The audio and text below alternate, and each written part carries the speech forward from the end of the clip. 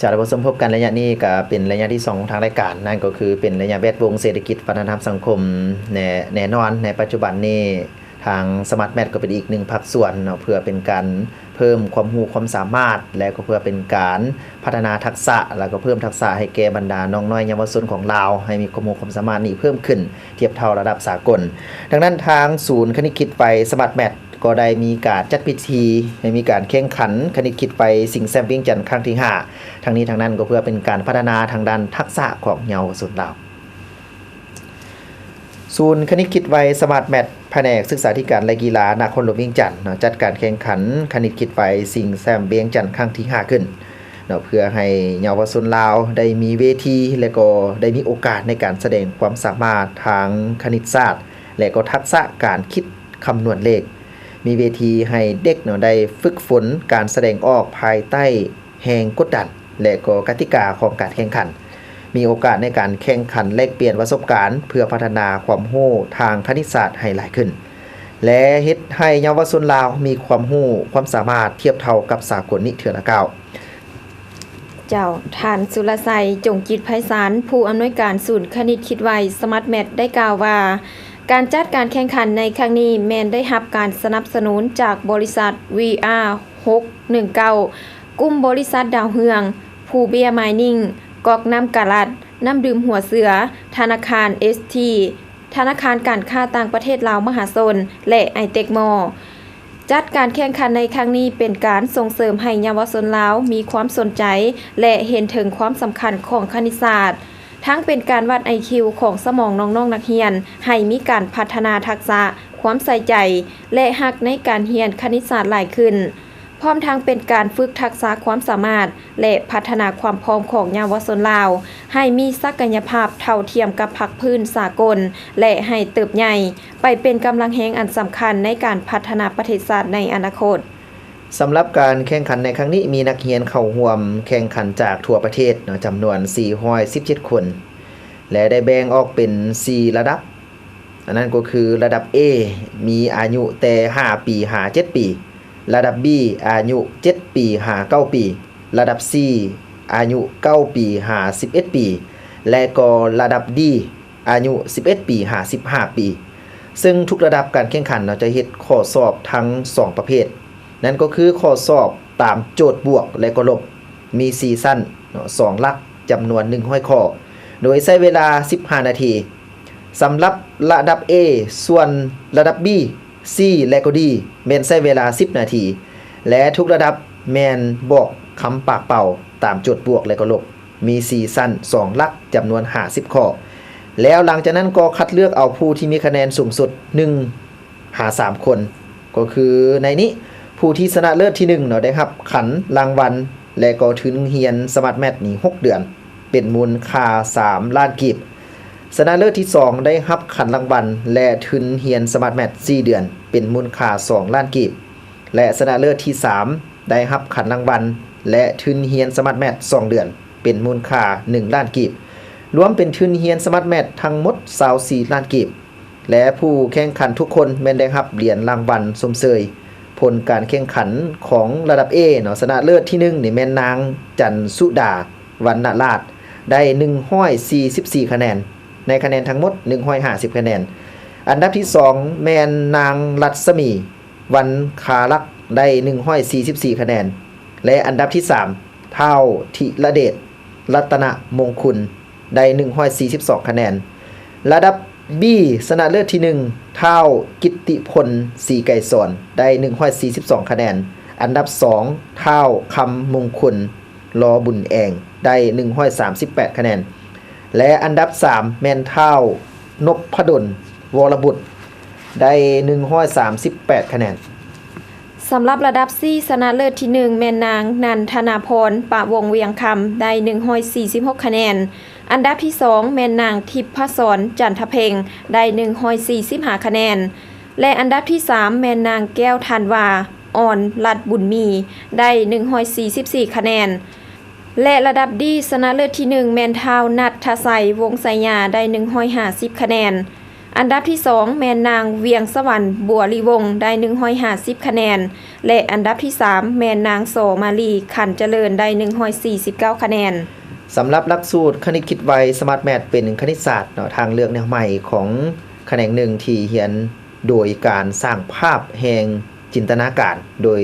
ใส่ลูกคิดในสมองในการคิดไล่เพื่อพัฒนาศักยภาพทางสมองเป็นการปรับความสมดุลของสมองเบื้องซ้ายและก็เบื้องขวาซึ่งจะช่วยส่งเสริมให้ผู้เรียนมีสมาธิต่อเนื่องมีความเชื่อมั่นในตัวเองทั้งมีระบบการคิดที่มีเหตุมีผลรวมถึงการฝึกประสาทสัมผัสด้านการคิดด้านการเคลื่อนไหวการฟังพร้อมทั้งส่งผลให้การเรียนนี้ดีขึ้นเช่นว่าวิชาคณิตศาสตร์และก็วิทยาศาสตร์เป็นต้นซึ่งหลักสูตรการเรียนประกอบมี11ระดับเนาะมี5สุดเรียนนั่นก็คือการนับด้วยนิ้วมือการนับด้วยลูกคิดการสร้างจินตนาการการคูณและก็การหารและสำหรับการสอนคณิตคิดไว้เป็นการสอนโดยใช้ลูกคิดญี่ปุ่นเพื่อนำไปสู่การสร้างภาพจินตนาการหรือคณิตคิดในใจโดยมีขั้นตอนการสอนเป็นลำดับคือสอนโดยใช้นิ้วมือคิดไล่ตามโจทย์สอนโดยใช้นิ้วมือแต่บ่มีโจทย์โดยมีครูสอนเป็นผู้บอกโจทย์ให้นักเรียนใช้นิ้วมือคิดไล่ไปพร้อมๆกันสอนโดยใช้ลูกคิดญี่ปุ่นคิดไล่ตามโจทย์สอนโดยใช้ลูกคิดญี่ปุ่นแต่บ่มีโจทย์โดยมีครูสอนบอกโจทย์ให้นักเรียนใช้ลูกคิดไล่ไปพร้อมๆกัน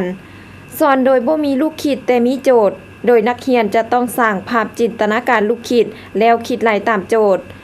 สอนโดยบ่มีทั้งลูกคิดและบ่มีโจทย์โดยมีครูสอนบอกโจทย์ให้นักเรียนคิดไล่ตามเท่านั้น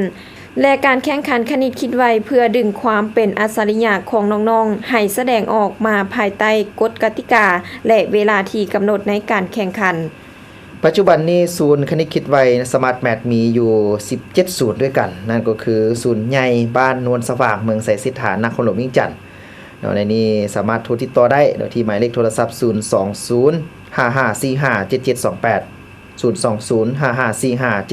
02055457729ศูนย์จอมเพชรเมืองศรีสัตนานครหลวงวิ่งจันทน์ศูนย์สีไข่เมืองสีโคตะบองนครหลวงวิ่งจันทน์ศูนย์ดงโดกเมืองไซธานีนครหลวงวิ่งจันทน์ศูนย์นองบอนเมืองไซสิทธานครหลวงวิ่งจันทน์ศูนย์ธงขันคำเมืองจันทบุรีศูนย์โพนต้องเมืองจันทบุรีศูนย์ไอเทคมอสั้นซีศูนย์ปากเซแขวงจำปาสักศูนย์ปากซันแขวงบริคำไซศูนย์แขวงหลวงพระบางนะก็คือทางศูนย์หลวงพระบางแขวงหลวงพระบางศูนย์หลวงน้ำทาแขวงหลวงน้ำทาศูนย์สวรรณเขตแขวงสวรรณเขตศูนย์ท่าแขกแขวงคำมวนศูนย์ซ้ำเหนือแขวงหัวพันศูนย์อุดมไซและยังเปิดสอนอยู่โรงเรียนสินไซเพื่อรองรับนักเรียนสินไซที่เรียนในโรงเรียนดังกล่าวและพิเศษในปัจจุบันนี้ทางศูนย์คณิตคิดไวสมาร์ทแมทแม้นได้เปิดกว้างให้แก่บุคคลทั่วไปที่สนใจในธุรกิจเพื่อสังคมโดยการร่วมมือกันเปิดศูนย์สมาร์ทแมทไปทั่วประเทศและโรงเรียนต่างๆที่สนใจจะนำเอาหลักสูตรสมาร์ทแมทเข้าไปสอนในโรงเรียนของท่านพิเศษทางศูนย์ยังมีแจกหลักสูตรสมาร์ทแมทฟรีให้แก่โรงเรียนชนบทเพื่อเป็นการพัฒนาเด็กและเยาวชนให้ทั่วถึงทั้งประเทศโดยเฉพาะเด็กในชนบทถ้าว่าสนใจแม่นสามารถติดต่อหาเพิ่นได้ที่เบอร์02055457728หลักสูตรคณิตคิดไว้เปิดสอนนักเรียนแต่อายุเริ่มที่5ปี15ปีซึ่งมีการสอนในสถานที่ที่จัดเกี่ยมไว้สอนนอกสถานที่ตามโรงเรียนที่สนใจซึ่งเขามีหลักสูตรเปิดสอนภาคปกติหลักสูตรเรียนต่อเนื่องและก็หลักสูตรเร่งรัดซึ่งสามารถติดต่อได้ที่บ้านโนนสว่างเมืองไสยสิทธานครหลวงวิ่งจันทน์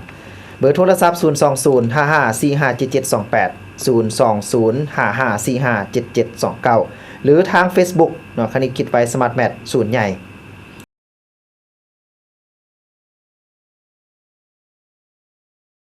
มีน้องเท้าธนทชัยพงษ์ชัยญาเจ้าเฮียนนี้ล่ะจอมเพชรเฮียนอยู่ศูนย์คณิตคิดไว้ศูนย์จอมเพชรน้องเฮียนได้11เดือนแล้วแข่งขันเป็นครั้งทำอิฐได้ขันอันดับ1แล้วก็มาจากหมู่พาบอกว่าเฮียนอยู่นี่จะได้เรื่องคณิตศาสตร์เลยแล้วเขาก็ได้มาเฮียนเขียนเพราะแม่นเวลาการซ้อมเพียงแต่1อาทิตย์และครูก็พาซ้อมแต่อ่านคำประมาณ150ข้อหรือว่า100ข้อ ปีต่อไปก็สิเข้าแข่งก็สิพยายามให้ได้ที่หนึ่งอีกกันก็ขอบใจพ่อแม่ที่ให้มาเรียนคณิตคิดไว้นี่เนาะก็ภูมิใจหลายที่ได้ที่หนึ่งพ่อแม่ฝากฟังมาก็บ่มีปัญหาในการเรียน สบายดีข้าพเจ้าแม่ผู้ปกครองของท้าวธนัชชัยวงศ์ไสยาอายุ14 ปี มาจากโรงเรียนนิรดาแล้วก็มาเรียนอยู่ศูนย์คณิตคิดไว้ก่อนจะเข้ามาอยู่โรงเรียนศูนย์คณิตคิดไว้มีหมู่แนะนำให้ลูกชายว่าเรียนอยู่นี่แล้วจะตั้งใจจะมีสมาธิแล้วก็เรียนเลขเก่งก็เลยลูกมาแนะนำพ่อแม่ก็เลยว่าตกลงให้ไปเรียนได้11 เดือนวันนี้เพิ่นมีสอบครั้งแรกเลยว่ามาเรียนอยู่นี่แล้วมาสอบอยู่อยู่ไอเทคครั้งที่5ซิงแซมเพิ่นก็ได้เป็นที่1เลยพ่อแม่ก็มีความดีใจภูมิใจที่ว่าลูกหันตั้งใจเรียนพ่อแม่ก็สุขอยู่เต็มทีหลังจากลูกมาเรียนอยู่ศูนย์คณิตคิดไว้แล้วลูกจะมีความกระตือรือร้นที่ว่าอยากตั้งใจเรียนเลขทั้งนั้นอยู่ในโรงเรียนนิรดาเราจะเป็นผู้หนึ่งที่ว่าเป้าหมายที่ว่าจะเป็นนักเรียนเก่งในโรงเรียนนิรดาเฉพาะคณิตศาสตร์ปีนี้นะพ่อแม่ก็จะส่งเสริมลูกไปตลอดถ้าว่าลูกอยากเรียนอย่างก็ต้องส่งเสริมให้ลูกเรียนพ่อแม่ก็มีความภาคภูมิใจที่ว่าลูกตั้งใจเรียนดีใจที่สุดเลยลูกได้เรียนได้ขันสิก็เป็นปลื้มใจแล้วลูกก็ดีใจพ่อแม่ก็ดีใจ ชื่อเมย์เมย หลานเฮียนอยู่เฮียนใด เวดิพัม หลานเซ็งเฮียนสมาร์ทแมทได้ที่เท่าใดในการแข่งขัน ที่หลานเฮียนโดนบอ 6 เดือน หลานเก่งเลขบอโยงเฮียน เก่ง ในนามพ่อแม่ผู้ปกครองของนางจันทร์สุดาวรรณราชเนาะเจ้า ที่เพิ่นเสงคณิตคิดไว้สมาร์ทแมทได้รางวัลที่1ของสายเกรด A เนาะอายุ5-7 ปีข้าพเจ้าเองแม่นมีความภาคภูมิใจกับลูกหลายเนาะเพราะว่าได้ส่งเสริมให้เพิ่นเรียนมาได้ประมาณ 7-8 เดือนแล้วและเห็นว่าเพิ่นเฮ็ดก็ได้ดีความคาดหวังในครั้งนี้ข้าพเจ้าบ่ได้คาดหวังอย่างไรคิดว่าให้ลูกมีความกล้าแสดงออกในการอยู่ในเวทีในหมู่คู่แล้วก็จะได้สังคมในหมู่คู่แต่ว่าเพิ่นก็เฮ็ดได้ดีก็คือญาติรางวัลที่1มาได้ดังนั้นข้าพเจ้าเองก็มีความภูมิใจกับลูกหลายเนาะเพราะว่าเพิ่นก็อายุน้อยดังนั้นข้าพเจ้าก็ถือว่าดีใจหลายแล้วก็การเรียนคณิตคิดไว้ก็สร้างให้เด็กน้อยมีการพัฒนาสมองเขาดีเนาะเจ้าดังนั้นถือว่ามีความภาคภูมิใจหลายในมื้อนี้เจ้าก็อยากเชิญชวนพ่อแม่ผู้ปกครองผู้ใดเนาะหากว่ามีเวลาหรือว่ามีเวลาเพื่อให้เด็กน้อยได้มีกิจกรรมเนาะขี่ไล่มื้อนึงก็ได้เรียนมื้อละ2 ชั่วโมงเพื่อพัฒนาสมองเขาดังนั้นก็เลยอยากเชิญชวนพ่อแม่ผู้ปกครองถ้าหากมีเวลาอยากให้ลูกเก่งมีความสามารถในเวทีสากลเนาะได้ก็ถือว่ามาเรียนคณิตคิดไว้ก็แม่นส่วนหนึ่งที่สร้างให้เด็กน้อยมีความกระตือรือร้นแล้วมีการพัฒนาสมองที่ดีให้เขาสามารถที่จะดึงความสามารถของเขาออกมาในการแสดงออกในสังคมเวทีโลกได้เนาะเจ้าเพราะว่าอันนี้มันก็เป็นส่วนหนึ่งที่เฮ็ดให้เขามีความเป็นก้าวน้อยๆนึงเพื่อให้เขาออกจากการเรียนคือการเรียนนอกโรงเรียนของเขาให้ดีขึ้นเจ้า ชื่อนักทิพศรจันท